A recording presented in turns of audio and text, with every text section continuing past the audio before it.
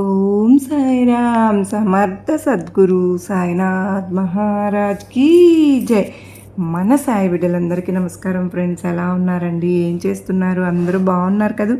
మన సాయినాథుని దయ వలన అందరూ బాగున్నారని, బాగుండాలని మనస్ఫూర్తిగా బాబావారిని కోరుకుంటూ ఆ సాయినాథుని కృప, కరుణ, కటాక్షములు మనందరిపైన నిండుగా మెండుగా ఉండాలి అని మనస్ఫూర్తిగా బాబావారిని వేడుకుంటూ ఈరోజు సాయినాథుడు ఆనందంగా ఎప్పుడు కూడా మీరు ఆరోగ్యంగా ఉండాలని, మీరు కోరిన కోరికలన్నీ కూడా సాయినాథుడు తీర్చేయాలని మీ తరపున నేను కూడా బాబావారిని మనస్ఫూర్తిగా కోరుకుంటూ ముందుగా సాయినాథుని పాద పద్మాలకైతే ఒక్కసారి నమస్కరించుకుని వీడియోలోకి అయితే వెళ్ళిపోదామండి. ఇక ఈరోజు సాయినాథుడు ఏమి సందేశం చెప్పబోతూ ఉన్నారు అంటే గనుక, బిడ్డ పక్కకు నెట్టేయకుండా ఇది కంటబడిన గంటలో గనుక నువ్వు ఈ సందేశాన్ని వినగలిగావు అనుకుంటే గనుక నీకు చక్కగా అనుగ్రహం అనేది కలుగుతుంది. ఉన్న అరగంటలో కుబేర యోగం పడుతుంది. ఈరోజు చక్కగా నువ్వు ఏ పనులు చేయాలి, నువ్వు ఎలా నడుచుకోవాలి అంటే అప్పుడు నీకు సాయి అనుగ్రహం ఖచ్చితంగా నీకు తప్పదు. అయితే నువ్వు ఆగ్రహానికైతే మాత్రం బిడ్డ తప్పకుండా ఈరోజు కొన్ని నువ్వు ఉప్పుతో ఇలా చేసుకున్నావంటే కష్టమో నష్టమో, లాభమో నష్టమో, ఉప్పుతో ఈ విధంగా నువ్వు ఖచ్చితంగా చేసి తీరాలమ్మా. సాక్షాత్తు నువ్వు చక్కగా కుబేర యోగం నీకు కలుగుతుంది. ఎందుకు అంటే ఇంతకాలం కూడా నువ్వు ఏవైతే కన్నీళ్ళు, బాధలు, అగచాట్లు, అవమానాలు, అవహేళనలు అన్నీ ఎదుర్కొన్నావు, అవన్నిటికీ కూడా తొలగించేసుకోవడానికి అద్భుతమైనదిగా ఈరోజు ఎలా అంటే రోజున నువ్వు కనుక చక్కగా నువ్వు ఈ విధంగా నడుచుకున్నావు విన్నావు ఆచరణలో పెట్టావు అంటే కనుక నీ జీవితం అద్భుతంగా మారిపోతుంది.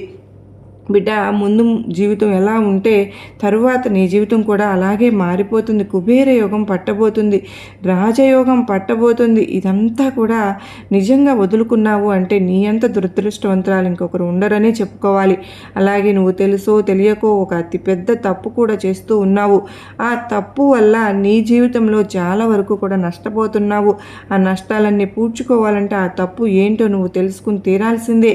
ఇంకా ఎన్నో ఈ రోజు అంటే నీతో చెప్పాలని నేను పరుగున వచ్చానమ్మా, పనిగట్టుకుని మరీ వచ్చాను. ప్రపంచంలో ఎంతోమంది భక్తులు ఉండగా, సాయి బిడ్డలు ఉండగా, నీ దగ్గరకు ఇంతమంది భక్తులు ఉండగా ఇది నీ కంట మాత్రమే, నీ చెవిన మాత్రమే పడింది అంటే ఇక్కడ నువ్వు అర్థం చేసుకోవాల్సింది ఏంటి అంటే ఇది నీ కోసం మాత్రమే తీసుకొచ్చిన సందేశం, నీ కోసం మాత్రమే పంపిన సందేశం. అందుకే ఇది నీ దాకా చేరింది. ఎన్నో జన్మల పుణ్యఫలం ఉంటే కానీ ఈ శుభవార్తను నువ్వు, ఈ సందేశాన్ని నువ్వు అందుకోలేవమ్మా. ఎందుకు అంటే కనుక ఎవరికి పడితే వారికి ఈ సందేశాలు అందుతాయా? అలా నీకు అందిస్తున్నాను అంటే నీ పూర్వీకులు చేసిన పుణ్యఫలం అయి ఉండాలి, లేదంటే నీ పూర్వజన్మ సుకృతమైనా ఉండాలి. అందుకే నీకు నాకు ఉన్న సంబంధం వల్ల మాత్రమే కలుసుకున్నాం. ఈ సందేశాన్ని నువ్వు అందుకోగలుగుతున్నావు, నీ జీవితాన్ని నువ్వు మార్చుకోబోతున్నావు. నువ్వు చేస్తున్న తప్పు ఏంటి? ఉప్పుతో నువ్వు ఏం చేసుకుంటే ఇన్నాళ్ళు ఎన్ని అప్పులు తిప్పలు పడ్డావు, ఆర్థిక ఇబ్బందులు పడ్డావు, అనారోగ్య సమస్యలు పడ్డావు, కన్నీళ్లు పడ్డావు, ఏ పని అనుకున్నా జరగలేదని ఎంత బాధపడ్డావో, పిల్లలకు పెళ్ళిళ్ళు కావాలని, శుభకార్యాలు జరగాలని, అది కొనాలి ఇది కొనాలి అని ఏదీ జరగక ఎంత విలువిల్లాడిపోతూ ఉన్నావో అవన్నీ కూడా ఈ రోజుతో దూరం కాబోతున్నాయి, ఈ రోజుతో అంతం కాబోతున్నాయి. అవన్నీ కూడా నీకు సరిగ్గా జరగాలి అంటే కనుక నేను చెప్పినట్టు తప్పకుండా ఈరోజు కనుక నువ్వు తప్పకుండా విని తీరాల్సిందే, ఆచరణలో పెట్టి తీరాల్సిందే. ఆచరణలో పెట్టి తీరితే అంటే సాయినాథుడు ఈరోజు ఒక అత్యద్భుతమైనటువంటి నిగూఢ అర్థం దాగి ఉన్న సందేశంతో వచ్చారు ఫ్రెండ్స్. ఎందుకు సాయినాథుడు ఇంతలా హెచ్చరిస్తూ ఉన్నారో ఖచ్చితంగా తెలుసుకోవాల్సిందేనండి. ఎందుకంటే అది మన కోసం ఏరి కోరి తీసుకొస్తున్న సందేశం. సాయినాథుడు మనకు ఏం చేసినా కూడా మన మంచి కోసమే, మన మేలు కోరి, మన భవిష్యత్తు కోసమే, మన కష్టాలు, కన్నీళ్లను, పీడ, పిశాచ, దరిద్రాలను, దుష్ట శక్తులను మన నుంచి దూరం చేయడానికి ఇలాంటి సందేశాలను తెస్తూ ఉంటారు. ఇలాంటి ముఖ్యమైన దినాల్లో, పర్వదినాల్లో అయినా కూడా మనంత జాగ్రత్తగా మనం జాగ్రత్తలు చెప్తూ ఉన్నారు. మరిన్ని ఎంతో ముఖ్యమైన సందేశాలను మనకు అందిస్తూ ఉన్నారు. అవి కనుక మనకు అందుకున్నాము అంటే మన జీవితంలో ప్రతి కష్టాన్ని, నష్టాన్ని, దుఃఖాన్ని అన్నింటిని కూడా తరిమి కొట్టేయచ్చు. మన జీవితాన్ని ఆనందమయం చేసుకోవచ్చు. సాయినాథుని ఆశీస్సులు మనకుంటాయి. ఇక ఈ రోజున సాయినాథుడు ఏం చెప్పబోతూ ఉన్నారు అంటే కనుక, ఏమి సందేశం అందించబోతున్నారు అంటే, నిజంగా సాయి బిడ్డలు ఎవరైతే ఉన్నారో ప్రతి ఒక్కరూ కూడా బాబావారి సందేశాన్ని వినాలి అని అనుకునేవారు మన వీడియోకి ఒక చిన్న లైక్ అయితే ఇచ్చేసి వీడియో చూడటం అయితే మొదలుపెట్టింది. అంటే అలాగే వీడియో ఎక్కడ కూడా స్కిప్ చేయకుండా మిస్ చేయకోకుండా చివరి వరకు కనుక చూస్తే కనుక మీ ఫ్యామిలీ మెంబర్స్కి, ఫ్రెండ్స్కి, సాయి బిడ్డలందరికీ కూడా షేర్ చేయండి. అలాగే మన ఛానల్ సబ్స్క్రైబ్ చేసుకుని మీ సపోర్ట్ నాకు అందించండి. మనము కనుక బాబావారి సందేశ సూచనలు అందుకుని అలా సాయినాథుని అడుగు జాడల్లో నడుచుకుంటూ వెళ్ళి సాయినాథుని గొడుగు నీడ కిందకి చేరుకున్నామంటే ఇక అంతటితో కష్టాలన్నీ అంతమైపోతాయి. మన బాధలు, కష్టాలు, కన్నీళ్లు ప్రతి ఒక్కటి కూడా. ఎందుకంటే సాయినాథుడు ఒక రక్షణ కవచం, రక్షణ వలయం, శ్రీరామ రక్షగా మన చుట్టూ కంచె వేశారు, కాపు కాశారండి.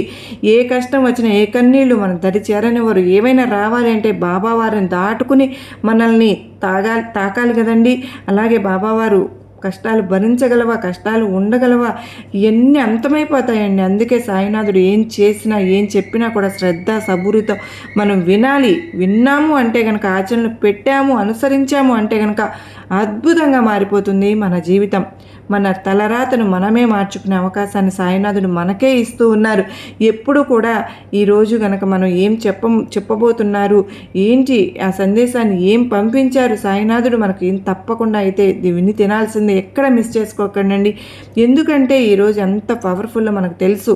మనం చక్కగా కనుక ఈరోజు శివకేశవులకు చక్కగా ఆంజనేయ స్వామికి ఇష్టం. ప్రతి ఒక్కరికి కూడా ఎంతో ప్రీతికరమైన ఈరోజు కనుక ఈరోజు రాముల వారికి చక్కగా ఏ పరిహారాలు కానీ, ఎలాంటి పూజలు చేసుకున్నా, ఏ భగవంతుడిని కొలుచుకున్నా అంతకు వేయింతలు మనం పొందవచ్చు. కనుక ఈరోజు మనం కష్టాలు, దరిద్రాలు అన్నింటినీ దూరం చేసుకోవాలి అంటే సాయినాథుని ద్వారా ఒక సందేశాన్ని మనకు పంపించారు.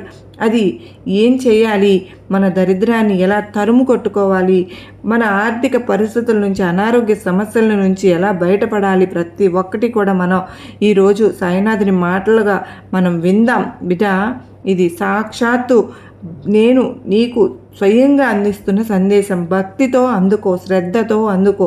నీకు అపర కుబేర యోగం పడుతుంది. పట్టిందల్లా బంగారంగా మారిపోతుంది. కుబేర యోగం పడుతుంది, రాజయోగం పడుతుంది. ఇది విన్న అరగంటలో నీ దశ తిరిగిపోతుంది, నీ సుడి తిరిగిపోతుంది. జాగ్రత్త, వదులుకోకు. నిర్లక్ష్యంతో అస్సలు పక్కకు నెట్టివేయకు. ఏముందులే ఇందులో అంటూ పక్కకు నెట్టివేయకు. ఇది నీ సాక్షాత్తు నీ సాయినాథుడు ఇస్తున్న కానుకే. దీంట్లో ఏమున్నాయి పక్కకు నెట్టేశావంటే మళ్ళీ నువ్వు కోరుకున్నప్పుడు అసలు నీ దగ్గరికి వస్తాయా? జాగ్రత్త. నీ ఇంట్లో, నీ ఒంట్లో, నీ జీవితంలో ఉన్న దుష్టశక్తులు, దరిద్రం అంతా బయటికి పారద్రోలడానికి ఉప్పుతో ఈ చిన్న పని చేసుకున్నావంటే చాలమ్మా. బిడ్డ, నీ సుడి తిరిగిపోతుంది. లక్ష్మీదేవి అనుగ్రహం కలుగుతుంది. లక్ష్మీదేవి 1,00,00,000 రూపాయలను ఇస్తుందంట. బిచ్చగాడు అయినా సరే కుబేరుడుగా మారిపోతాడు. నీ సుడి తిరిగిపోతుంది. నీ సమస్యలన్నీ కూడా తొలగిపోతాయి. ఏ కష్టాలు, కన్నీళ్లు, బాధలు, అగచాట్లు ఉన్నాయో అవన్నీ కూడా ఈ రోజుతో అంతం కాబోతున్నాయి.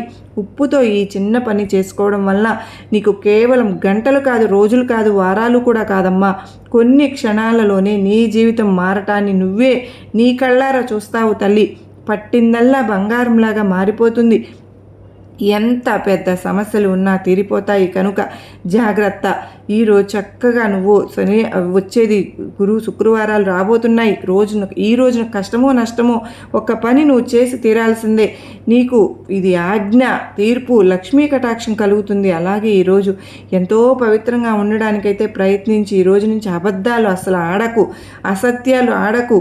ఈ రోజు నుంచి మద్యం, మాంసం లాంటివి తినడం మానేసి చక్కగా ఇల్లు అవన్నీ శుభ్రం చేసుకుని రావడానికి శుక్రవారాలు లక్ష్మీదేవి బాబావారిని ఇంట్లోకి అడుగు పెట్టడానికి నువ్వు చక్కగా ఈ కార్యక్రమాలు అయితే చేసుకో. ఈ 2 రోజులు కనుక నువ్వు ఈ విధంగా చక్కగా చేసుకున్నామంటే, ఆహ్వానం పలికాము అంటే చక్కగా శుక్రవారాలు నీ ఇంటికి ఆహ్వానం పలుకు తల్లి. కాసింతన్న సహాయం జరుగుతుంది. నీ దాహం తీర్చు. ఎవరికైనా ఆకలితో ఉన్నవారికి ఆకలి తీర్చు.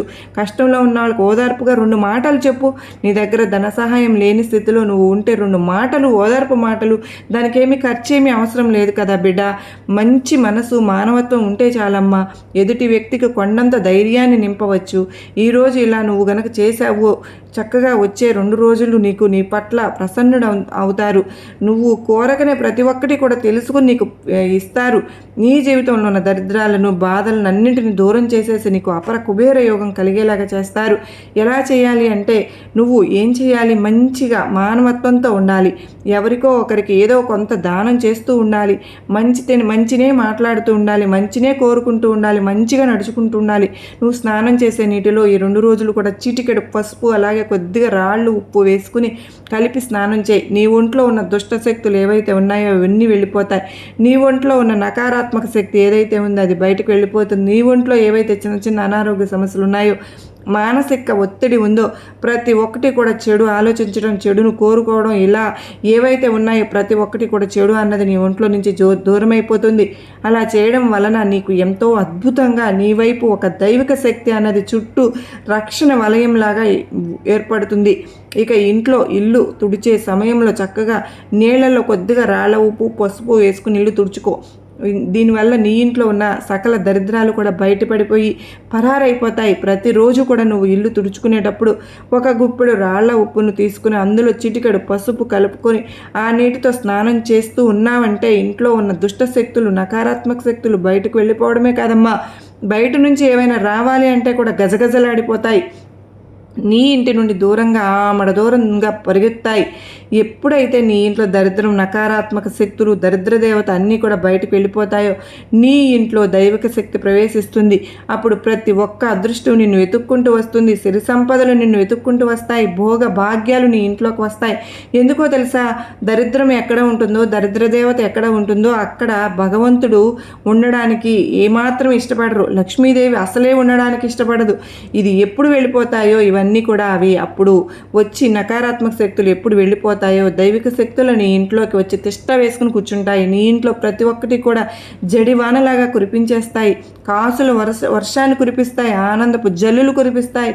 ఆరోగ్యాల సంపదను పండిస్తాయి. కనుక నీ ఇంట్లో ఉన్న దుష్ట శక్తుల్ని, దరిద్ర దేవతను బయటకు పంపించేస్తే కనుక, అంటే ఉప్పుతో ఇలా నువ్వు చేసి తీరాల్సిందే.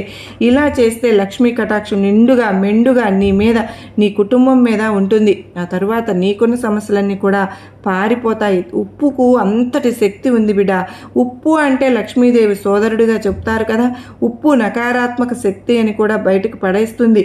నీకు దిష్టి తగిలినప్పుడు, నరదిష్టి, నరకన్ను, జనాల ఏడుపులు ఇవన్నీ తగిలినప్పుడు కూడా పటాపంచలు చేసేస్తుంది. ఉప్పు రాళ్లతో దిష్టి తీసుకుంటే ఎటువంటి సమస్యలైనా సరే కావచ్చు, ఇబ్బందులైనా కావచ్చు, ఖచ్చితంగా ఇలా చేసి తొలగిపోతాయి. అందరి ఇళ్లలో కూడా వంటగదిలో రాళ్ల ఉప్పు ఉండనే ఉంటుంది కదా తల్లి. ఆ ఉప్పు తీసుకుని పరిహారం చేసుకో. ఈ చిన్న పని చేస్తే కనుక అద్భుతమైన ఫలితాలు కలుగుతాయి. నీకు ఈరోజు నేను చెప్పాను కదా, జీవితంలో ఎప్పుడు ఏం జరుగుతుందో తెలియదు కదా, ఎలాంటి కష్టాలు వస్తాయో తెలియదు, వాటిని ఎలా తట్టుకోవాలో కూడా తెలియదు. మంచి జరిగితే ఏ విధంగా మనం స్పందించామో తెలియజేసే ఒక పవిత్రమైన కథను ఈరోజు నేను ఇలా తెలియజేస్తూ ఉన్నారు ఫ్రెండ్స్. మనము ఎటువంటి కష్టాల్లో ఉన్నా, ఎందుకంటే ఏ కష్టం వచ్చినా నష్టం వచ్చినా అనవసరంగా కుమిలిపోయి నువ్వు సగం కష్టాలను, అనారోగ్య సమస్యలను కొని తెచ్చుకుంటున్నావు. నువ్వు చేస్తున్న అతిపెద్ద తప్పు ఇదే. చిన్న వాటికి గాబరా పడిపోయి ఎక్కువగా ఆలోచించేసి నాకేదో అయిపోతుంది, ఏదో జరిగిపోతుంది అని ఆలోచించి లేనిపోని ఉపద్రవాలు నెత్తి మీదకు తెచ్చుకుంటున్నావు. అవన్నీ తొలగించుకోవాలి అని అంటే కనుక కష్ట నష్టాలు వచ్చినప్పుడు నువ్వు ఎలా వాటిని తీసుకోవాలి అని తెలుసుకోవాలని భగవంతుడు నీకు ఈరోజు ఒక చిన్న కథ ద్వారా నేను చెప్పబోతూ ఉన్నాను. నీ సాయి నీ నువ్వు తెలుసుకుని తీరాల్సిందే. ఇది విన్నావు అంటే నీ జీవితమే మారిపోతుంది, నీ ఆలోచనలు మారిపోతాయి, నీ తలరాత కూడా మారిపోతుంది. అరగంటలో నీకు రాజయోగం పడుతుందని నేను చెప్తూ ఉన్నాను. కనుక జాగ్రత్తగా చివరి వరకు వినే ప్రయత్నం అయితే చేయి తల్లి. ఒక ఊరిలో పూర్వం రామయ్య అని ఒక పేద రైతు ఉండేవాడు. అతనికి ఉన్న ఒక ఆవుతో పొలం పనులు చేసుకుంటూ ప్రశాంతంగా జీవితాన్ని కొనసాగిస్తూ ఉండేవాడు. ఎప్పుడు దేవుని మీద భారం వేసి ముందుకు సాగిపోయేవాడు. రామయ్యకు ఇరుగు పొరుగు వాళ్ళు వీరయ్య, సోమయ్య అని 2 పక్కింటి వాళ్ళు ఉండేవారు. వీళ్ళిద్దరూ ఎంతో ఉన్నవాళ్ళు, కానీ ప్రతి చిన్న విషయానికి కంగారు పడిపోతూ ఉంటారు. అరే నాకు ఎందుకు ఇలా జరిగింది అని, అలా జరిగిపోయింది, ఇది ఇలా జరిగిపోయింది, ఎందుకు ఇలా జరిగింది, రేపు ఎలా జరిగిపోతుందో, ఈరోజు ఇలా జరిగింది, దీనివల్ల ఏదైనా రాబోతుందా, ఏదైనా కష్టమో నష్టమో అని ఎక్కువగా ఆలోచించి విపరీతంగా గాబరా పడిపోయే రకాలు వీళ్ళిద్దరూ. పేదవాడైన రామయ్య మాత్రం ప్రశాంతంగా ఉండడం వాళ్లకు కంటకు ఇంపుగా ఎక్కువగా ఉండేది. ఇతను ఎంత ప్రశాంతంగా ఎలా ఉంటాడు? ఆ పూట జరుగుతుంది. పగలంతా పనిచేస్తే సాయంకాలం తినడానికి ఉంటుంది. మాకు అలా కాదు, డబ్బున్న వాళ్ళం, అపర కుబేరులం. ఇంత చిన్న విషయాన్ని కూడా మేము ఇంత కంగారు పడిపోతూ గాబరా పడిపోతూ ఉంటాం. ఈ రామయ్య ఇంత ప్రశాంతంగా ఎలా ఉండగలుగుతాడు అని మనసులో ఎక్కడో చిన్న కుళ్ళు అనేది వాళ్లకు ఉంటుంది. ఎలాగైనా సరే రామయ్య బాధపడడం చూడాలి అని అస్తమానం గుచ్చుతూ ఉంటారు. ఏది సందర్భం దొరికినా ఆ రామయ్య ఆవు కనిపించకుండా అడవులకు పట్టుకుని వెళ్ళిపోయేటట్లు ఇదే అదునుగా రామయ్యలో కొంచెం కంగారు భయాన్ని చూడాలి అని ఇద్దరు మిత్రులు కూడా రామయ్యను పరామర్శించడానికి వెళ్తారు. అయ్యో రామయ్య, నీ ఆవు కనిపించకుండా పోయిందంట కదా, ఎంత దురదృష్టం అన్నారు లేని విచారం నటిస్తూ. అప్పుడు రామయ్య తాపీగా ఇలా అంటాడు, దురదృష్టము అదృష్టము ఎవరికి తెలుసు? ఎలా జరగాలని ఉంటే అలా జరుగుతుంది. భగవంతుడే ఎలా ఉంటే అలాగే జరుగుతుంది. భగవంతుని ఇచ్చ అంతా అంటాడు నింపాదిగా, నిదానంగా, తనకు వెనుక లేకుండా నిర్లిప్తంగా. ఆ తరువాత వీరయ్య సోమయ్య బయటకు వచ్చి, వీడు దుంపదెగా, ఆవు పోయినందుకు ఈసమంతైనా కొంచెమైనా కంగారు ఉందా, బాధ ఉందా? అంత విశ్వాసంగా పనిచేసిన ఆవు, అంత పాలు పోసి వీళ్ళకి పెంచిన ఆవు దూరమైతే కాస్తంత కృతజ్ఞత అయినా లేకపోయిందే, ఇసుమెత్తైనా విచారమైనా లేదు వెధవకి అనుకుంటారు. ఒక వారం రోజుల తర్వాత రామయ్య ఆవు అడవి నుండి తిరిగి వచ్చి ఇల్లు చేరుతుంది. అది వస్తూ మరొక 3 ఆవులను వెంటబట్టుకుని వచ్చింది. అది చూసిన ఊరి వాళ్ళందరూ కూడా అదృష్టం అంటే రామయ్యదే కదా అనుకున్నారు. పొగరుబోతులైన వీరయ్య సోమయ్యలు మాత్రం పని కట్టుకుని రామయ్య దగ్గరకు వచ్చి, నీ పంట పండింది రామయ్య, నీది ఇలాంటి అదృష్టమా కాదు సుమి, ఒక్కసారి 4 ఆవులను యజమాని అయిపోయావు కదా అని అంటారు. మనసులో కుళ్ళు బయటకు కనబడనీయకుండా. దానికి రామయ్య మాత్రం, ఇది అదృష్టమో దురదృష్టమో ఎవరికి తెలుసు, నాకున్నది మాత్రం ఒక్క ఆవే, ఆ మిగతా ఆవులు నాయి కాదు, కానీ నా ఇంటికి వచ్చాయి అన్నాడు తాపీగా. ఒకరోజు రామయ్య కొడుకు ఆ కొత్త 3 ఆవుల్లో ఒక ఆవును స్వారీకి తీసుకుని ప్రయత్నించగా అది విడిచి అంత దూరం విసిరి పారేస్తుంది. దాంతో అతని 2 కాళ్ళు విరిగిపోతాయి. విషయం తెలిసిన వీరయ్య సోమయ్యలు రామయ్యను కలిసి, ఆవులు రావడం దురదృష్టమో అదృష్టమో అన్నావు చూడు, ఎంత పని జరిగింది. ఎదిగిన కుర్రవాడు మూలన పడ్డాడు, అదృష్టవంతులమని మార్చేది ఎవరు అన్నారు.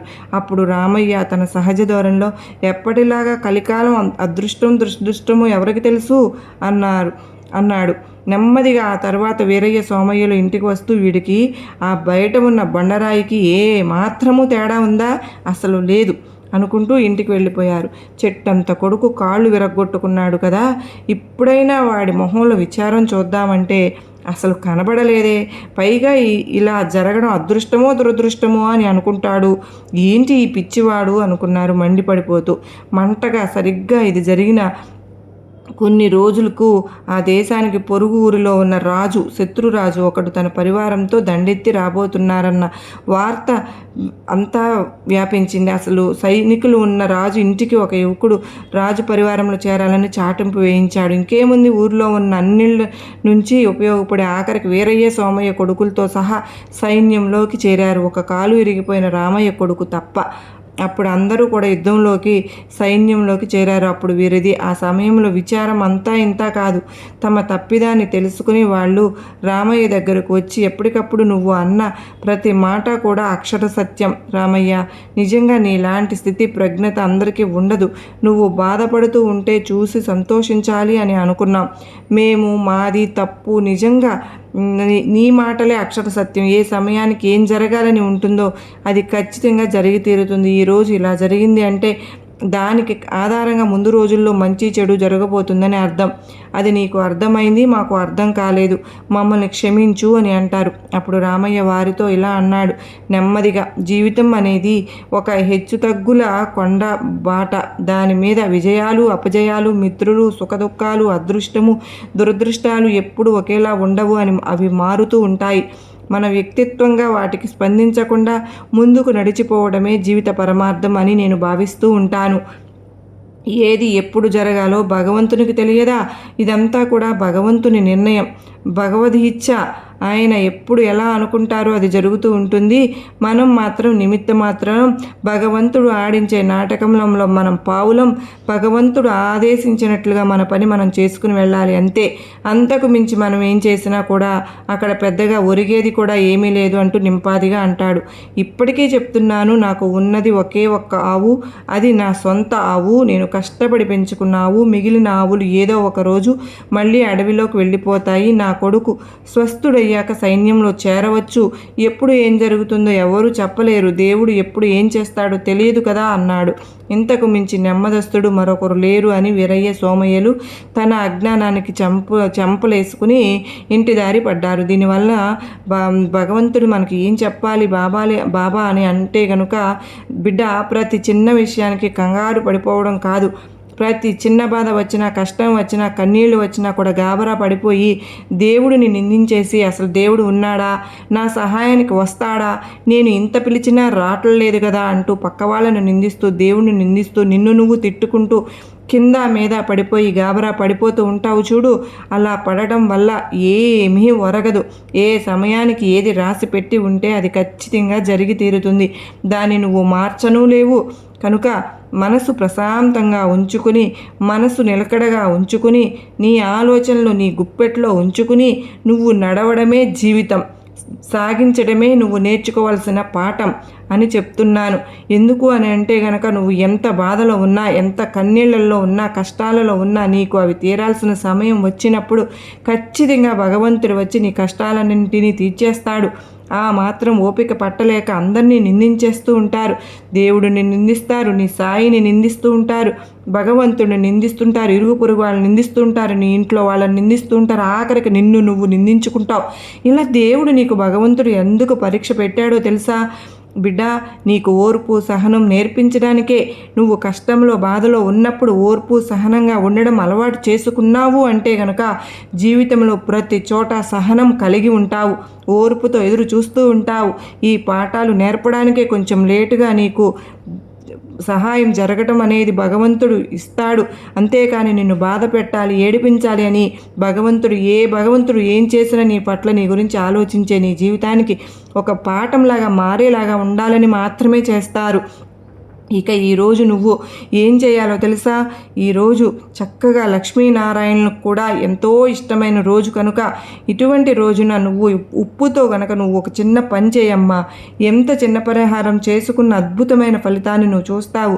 రాబోయే శుక్రవారాల లోపు ఈ విధంగా చేసుకో. ఎందుకంటే లక్ష్మి అనేది చక్కగా నీ సమస్యలతో, అప్పుల బాధలతో ఎలా అయితే ఎంత సంపాదించిన ధనం చేతిలో నిలవడం లేదని, ఖర్చు అయిపోతుందని, అనవసరపు ఖర్చులని, అధిక ఖర్చులను బాధపడుతూ దిగులు పడుతూ ఉన్నారో వారందరూ కూడా చక్కగా ఈరోజు ఈ పరిహారం చేసుకుని, బిడ్డ ఇక్కడ ఒక ముఖ్యమైన విషయం, ఒక గ్లాసులో నీళ్లు తీసుకుని, ఏవైతే ఉన్నాయో మంచినీరు, పరిశుభ్రమైన నీరు, శుభ్రమైన నీరులో అంతేగాని కలుషితమైన నీరు అసలు తీసుకోవద్దు. అందులోనే గుప్పెడు రాళ్ళ ఉప్పు వేసుకుని, ఒక చిటికెడు పసుపు వేసి, 2 లవంగాలు, 2 యాలకులు పొడి చేసి దంచి అందులో కలిపే.